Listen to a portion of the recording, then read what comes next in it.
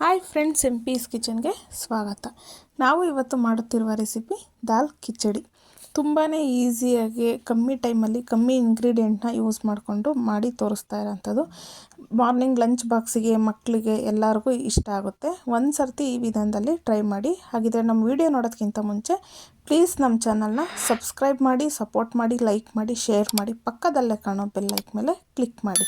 ಹಾಗಿದ್ರೆ ದಾಲ್ ಕಿಚಡಿ ಮಾಡೋ ವಿಧಾನ ಹೇಗೆ ನೋಡೋಣ ಬನ್ನಿ.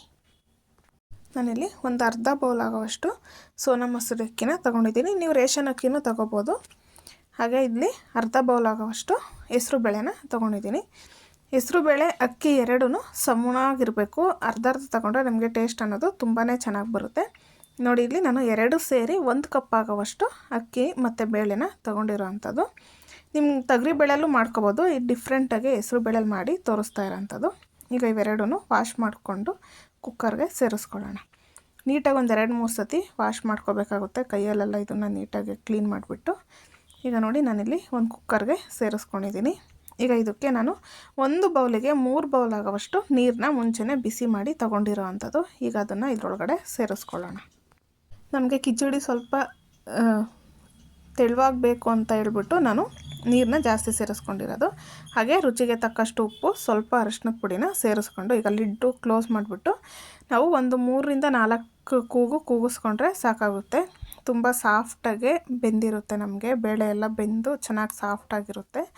ನೋಡಿ, ಈಗ ಇದನ್ನು ಚೆನ್ನಾಗಿ ಮಿಕ್ಸ್ ಮಾಡ್ಕೊಳ್ಳೋಣ. ಇನ್ನೂ ಏನಾದರೂ ಸ್ವಲ್ಪ ಬೇಳೆ ಇದ್ದರೆ ನಾವು ಈ ಥರ ಮಿಕ್ಸ್ ಮಾಡಿದಾಗ ಅದೆಲ್ಲ ಸ್ವಲ್ಪ ಸ್ಮ್ಯಾಶ್ ಆಗುತ್ತೆ. ಅದಕ್ಕೋಸ್ಕರ ಈಗ ನೋಡಿ ಈ ಥರ ಬೇಯಿಸ್ಕೋಬೇಕು.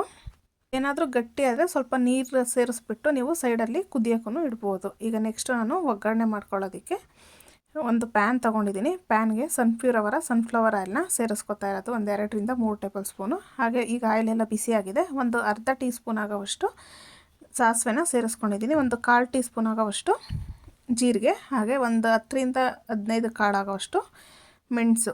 ನೀವು ಮೆಣಸನ್ನ ಫ್ಲೇವರ್ ಇಷ್ಟ ಆಗುತ್ತೆ ಅಂದರೆ ಅದನ್ನು ಸ್ವಲ್ಪ ಜಜ್ಜಿಬಿಟ್ಟು ಸೇರಿಸ್ಕೋಬೋದು. ಇಲ್ಲಾಂದರೆ ಈ ಥರ ಫುಲ್ಲು ಉಂಡೆ ಕಾಳೆನೇ ಸೇರಿಸ್ಕೋಬೋದು. ಈಗ ಇದನ್ನೆಲ್ಲ ಸ್ವಲ್ಪ ಲೋ ಫ್ಲೇಮಲ್ಲೇ ಚಟಪಟ ಅಂತ ಸಿಡಿಯೋ ಥರ ಇದನ್ನು ಫ್ರೈ ಮಾಡ್ಕೊಳ್ಳೋಣ. ಈಗ ಇದು ಫ್ರೈ ಆಗಿದೆ. ಇದರೊಳಗಡೆ ನಾನೀಗ ಹಸಿ ಕರ್ಬೇವಿನ ಸೊಪ್ಪು ಹಾಗೆ ಒಂದು ಬ್ಯಾಡಗೆ ಮೆಣಸಿನ್ಕಾಯಿನ ಮುರಿದ್ಬಿಟ್ಟು ತೊಗೊಂಡಿದ್ದೀನಿ. ಈಗ ಇದನ್ನು ಇದರೊಳಗಡೆ ಸೇರಿಸ್ಕೊಳ್ಳೋಣ. ನಾವು ತುಂಬ ಹೈ ಫ್ಲೇಮ್ ಇಟ್ಟು ಇದನ್ನು ಫ್ರೈ ಮಾಡೋಕ್ಕೆ ಹೋಗಬಾರ್ದು. ಈಗ ಇದೆರಡು ಫ್ರೈ ಆಗಿದೆ. ಇದಕ್ಕೆ ನಾನು ಒಂದು ಮೀಡಿಯಮ್ ಸೈಜ್ ಈರುಳ್ಳಿನ ಸ್ವಲ್ಪ ಸಣ್ಣಗೆ ಕಟ್ ಮಾಡಿ ತೊಗೊಂಡಿರೋ ಅಂಥದ್ದು. ಸ್ವಲ್ಪ ದಪ್ಪ ಕಟ್ ಮಾಡಿದ್ರೆ ಕೆಲವ್ರಿಗೆ ಬಾಯಿಗೆ ಸಿಕ್ತಿದ್ರೆ ಅದು ಚೆನ್ನಾಗಿ ಅನಿಸಲ್ಲ. ಅದಕ್ಕೋಸ್ಕರ ನನಗೆ ಸಣ್ಣ ಕಟ್ ಮಾಡಿ ತೊಗೊಂಡಿರೋ ಅಂಥದ್ದು. ಈಗ ಇದನ್ನು ಎಲ್ಲ ಚೆನ್ನಾಗಿ ಫ್ರೈ ಮಾಡ್ಕೊಳ್ಳೋಣ.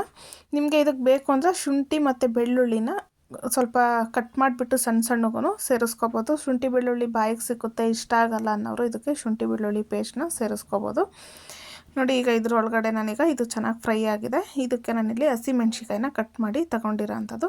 ನೀವೇನಾದರೂ ಮಕ್ಕಳಿಗೆಲ್ಲ ಕೊಡೋದಾದರೆ ಈ ಥರ ಸಣ್ಣಗೆ ಕಟ್ ಮಾಡೋಕ್ಕೆ ಹೋಗಬೇಡಿ. ಸ್ವಲ್ಪ ಉದ್ದುದ್ದ ಕಟ್ ಮಾಡಿದ್ರೆ ಅದು ಕೈಗೆ ಸಿಕ್ಕುತ್ತೆ, ತೆಗೆದು ಸೈಡಿಗೆ ಇಡ್ಬೋದು. ಈ ಥರ ಸಣ್ಣ ಕಟ್ ಮಾಡಿಬಿಟ್ರೆ ಮಕ್ಳಿಗೆ ಕೊಡೋದೆಲ್ಲ ಆದರೆ ಸ್ವಲ್ಪ ತಿಂದುಬಿಟ್ರೆ ಖಾರ ಆಗುತ್ತೆ. ಅದಕ್ಕೋಸ್ಕರ ಈಗ ಇದಕ್ಕೆ ನೀವು ಏನಾದರೂ ಖಾರ ಸ್ವಲ್ಪ ಜಾಸ್ತಿ ಬೇಕು ಅಂದರೆ ನೀವು ಖಾರದ ಪುಡಿನೂ ಸೇರಿಸ್ಕೋಬೋದು. ಇಲ್ಲಾಂದರೆ ಸ್ವಲ್ಪ ಮೆಣ್ಸಿಕಾಯಿನೇ ಜಾಸ್ತಿ ಸೇರಿಸ್ಕೊಂಡು ಮಾಡ್ಬೋದು. ನಾನಿಲ್ಲಿ ಮೈಲ್ಡ್ ಖಾರ ಸಾಕು ಅಂತ ಹೇಳ್ಬಿಟ್ಟು ಇಷ್ಟು ಮಾಡಿರೋದು. ಈಗ ಇದನ್ನೆಲ್ಲ ಚೆನ್ನಾಗಿ ಫ್ರೈ ಮಾಡ್ಕೊಳ್ಳೋಣ.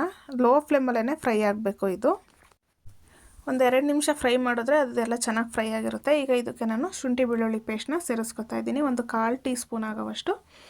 ಈಗ ಇದನ್ನು ಒಂದು 30 ಸೆಕೆಂಡು ನಾವು ನೀಟಾಗಿ ಇದನ್ನು ಫ್ರೈ ಮಾಡ್ಕೊಳ್ಳೋಣ. ನೋಡಿ, ಈಗ ಇದೆಲ್ಲ ಚೆನ್ನಾಗಿ ಫ್ರೈ ಆಗಿದೆ.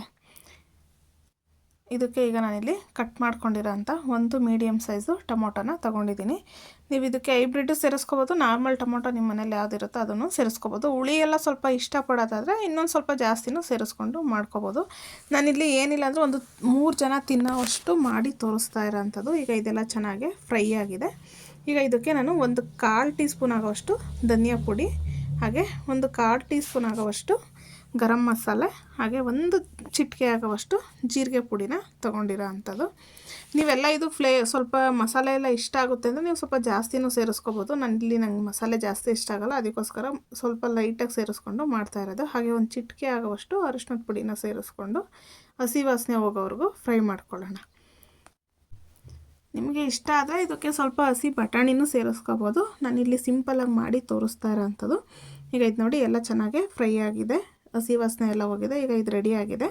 ನಾನೀಗ ಇದನ್ನು ಈಗ ನಾವು ಮುಂಚೆನೇ ಕುಕ್ ಮಾಡ್ಕೊಂಡಿದ್ವಲ್ಲ ದಾಲು ಮತ್ತು ರೈಸು, ಅದರೊಳಗಡೆ ಸೇರಿಸ್ಕೊತಾ ಇದ್ದೀನಿ.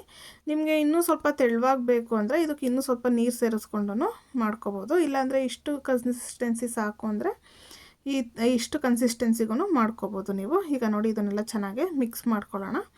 ಮಿಕ್ಸ್ ಮಾಡಿಕೊಂಡು ಉಪ್ಪು ಖಾರ ಒಂದು ಸರ್ತಿ ಚೆಕ್ ಮಾಡ್ಕೊಳ್ಳಿ. ಈ ಟೈಮಲ್ಲಿ ಉಪ್ಪು ಖಾರ ಏನಾದರೂ ಕಮ್ಮಿ ಇದ್ದರೆ ನೀವು ಇದಕ್ಕೆ ಸ್ವಲ್ಪ ಉಪ್ಪು, ಏನಾದರೂ ಖಾರ ಕಮ್ಮಿ ಆದರೆ ಸ್ವಲ್ಪ ಖಾರದ ಪುಡಿನೂ ಸೇರಿಸ್ಕೊಂಡು ಮಿಕ್ಸ್ ಮಾಡ್ಕೋಬೋದು. ನೋಡಿ ಈಗ ಇದೆಲ್ಲ ಚೆನ್ನಾಗಿ ಕುದ್ದಿದೆ. ಒಂದು ಕುದಿ ಬರಬೇಕು ನಮಗೆ, ಆವಾಗ ಎಲ್ಲ ಮಸಾಲೆ ಹೊಂದ್ಕೊಂಡು ಚೆನ್ನಾಗಿರುತ್ತೆ ಟೇಸ್ಟು ತಿನ್ನೋದಕ್ಕೆ.